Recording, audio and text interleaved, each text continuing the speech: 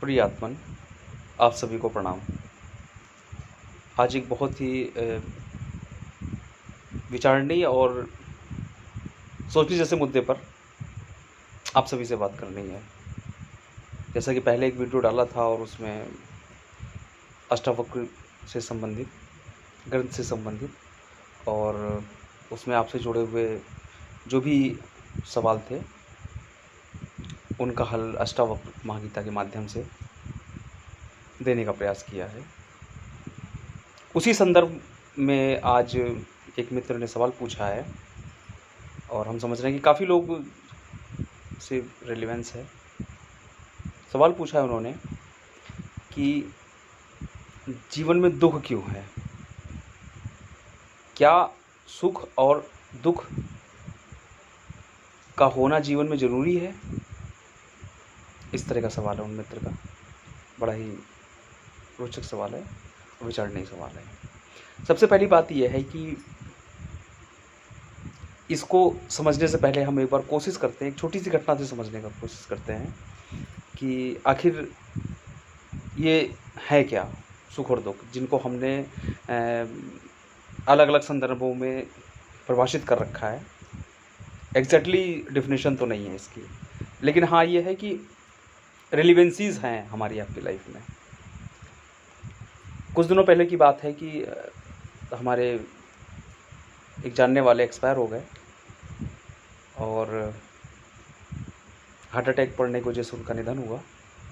तो घर में मातम हो गया और सभी लोग, उनके परिवार के लोग परेशान हो गए।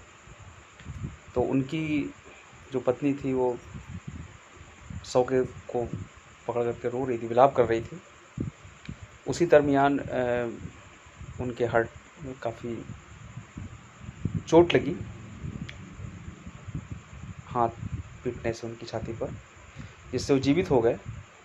और फिर उनको हॉस्पिटल भिजवाया गया और फिर ट्रीटमेंट हुआ कुछ दिनों तक और फिर वो नॉर्मल हो गए, ठीक हो गए। फिर डॉक्टर ने बताया कि ब्रेन डेड होना एक अलग सी बात हो जाती है, लेकिन हाँ ये है कि हार्ट अटैक के मामले में काफ़ी % चांसेस होते हैं कि उसको रिकवर किया जा सकता है।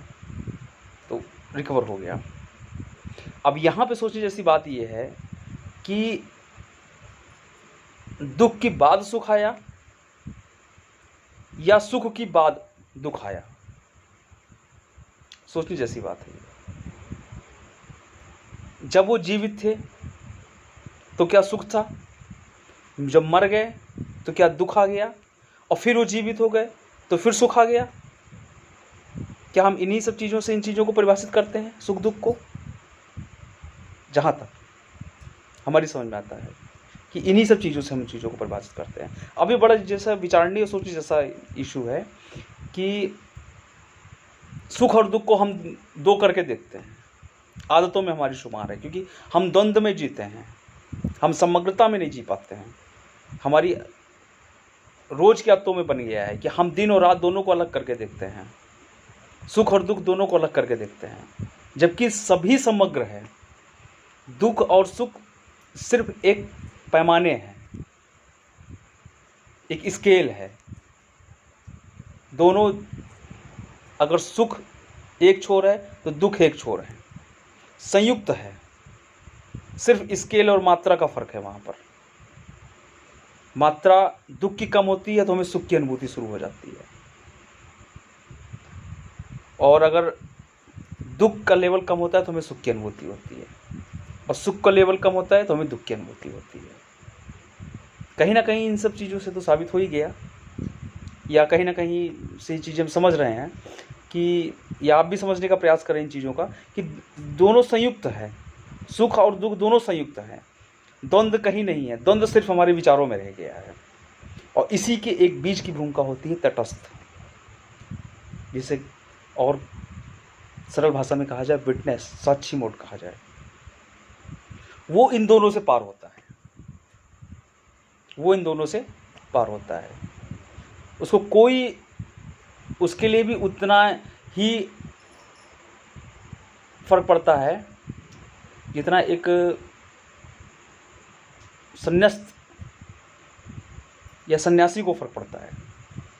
सन्यासी इन चीज़ों को सिर्फ तटस्थ होकर देखता है, एक साक्षी भाव में देखता है। दुख है तो वो देख रहा है, सुख है तो वो देख रहा है। सिर्फ वो दृष्टा बना है, देखने वाला बना है, और जो हो रहा है वो हो रहा है बस, उसका कर्ता नहीं है, उसका कर्ता नहीं है। हमें आपको थोड़ी देर के लिए लग सकता है कि जो हो रहा है उसका कोई ना कोई कर्ता है, क्योंकि ऐसी धारणाओं में हम जीते हैं, ऐसे ही विचारों में हम जीते हैं कि अगर कुछ हो रहा है तो कोई कर रहा है, हम नहीं कर रहे हैं तो परमात्मा कर रहा है, कोई ऐसी शक्ति है जो कर रहा है। नहीं, किसके पास, परमात्मा के पास इतना टाइम होगा कि वो हर कृत्य को करेगा और हर कृत्य का लेखा जोखा रखेगा? आप जरा सा गहनतम विचार करें कि जो अति आवश्यक चीज़ें हैं उनमें कभी भी कृत्य नहीं रहा है आपका, ना ही जीवन में कृत्य रहा है और ना ही मृत्यु में कृत्य रहा है। न चाह करके आप पैदा हो सकते हैं और न चाह करके आप कभी मर सकते हैं। न चाह करके कभी आप सांस रोक सकते हैं, सांस भी नहीं रोक सकते आप चाह करके, या आप चाह करके भी बहुत दिन तक भोजन नहीं कर सकते हैं। एक स्टेज आएगी जहां आपको करना ही पड़ेगा, वहां आपकी चाह नहीं चलेगी जा करके लास्ट में। तो एक चीज़ तो इससे साबित हो गई कि अगर हम कर्ता भाव से जीवन को देख रहे हैं या कर्ता भाव में जीवन को जी रहे हैं तो ही हमारे लिए सुख दुख की रेलिवेंसीज हैं, अन्यथा सुख दुख की रेलिवेंसीज नहीं हैं। अगर हम साक्षी भाव में जिएंगे तो हमारे लिए कोई मायने नहीं रखेगा कि सुख क्या है, दुख क्या है। ये बड़ा अहम और सोचने जैसा है। कहते हैं कि जो एक बार सिगमंड फ्रायड को ने जब पहली बार पढ़ा जो है इन चीज़ों को लेकर के, ये लाओत्सियन से काफ़ी ज़्यादा इंटरेक्ट थे सिगमंड फ्रायड, और उन्होंने जब पहली बार पढ़ा कि होना ही है, करता नहीं है, होना ही है, तो उन्होंने 10 बच्चों के ग्रुप में एक छोटा सा प्रयोग किया, और इन्हेलर होता है जिसे सर्दी में सूंघने के काम आता है, जुकाम वगैरह जब हो जाता है, तो उन्होंने बच्चों को इन्हेलर रखे 10 सब बच्चों के सामने, और सबसे पूछा कि इससे क्या होता है, तो सबने कहा कि छींक आती है इससे, इसको सूंघने से, तेज से सूंघने से इसको छींक आती है। कह रहे ठीक है। एक एक करके बच्चों को बुलाया और सूंघने के लिए उसको दिया और कहा कि छींको। 10 में से 6 या 7 बच्चे थे जिनमें छींक आई भी तो स्वतः आई, कहने से नहीं आई। इससे साबित हो गया कि बहुत सी ऐसी चीज़ें हैं हमारे जीवन में जो घटित हो रही हैं, या यूं कहें कि जो भी हो रहा है वो हो रहा है, घटित है बस, क्योंकि हम शुरू से इन चीज़ों को जानते हैं कि अगर कहीं ऊर्जा है तो उसके पीछे कोई ना कोई स्रोत है, जबकि ऐसा नहीं है। हर ऊर्जा के पीछे कोई ना कोई स्रोत हो, क्योंकि हम इसको समझ ही नहीं पाते हैं कि बिना कारण के कुछ घटित हो सकता है। हम तो हमेशा कारण तलाशने में लग जाते हैं, क्योंकि हम क्षुद्र बुद्धि हैं, क्षुद्र सोच है हमारी, इसलिए हम उनके कारणों के पीछे भागते हैं, जबकि कारण होते नहीं है वो। धन्यवाद। अगर आप सभी को वीडियो ये पसंद आया हो तो सब्सक्राइब भी कर लें और लाइक भी कर लें। धन्यवाद, ताकि आने वाली वीडियो की नोटिफिकेशन आपको मिलती रहे। धन्यवाद।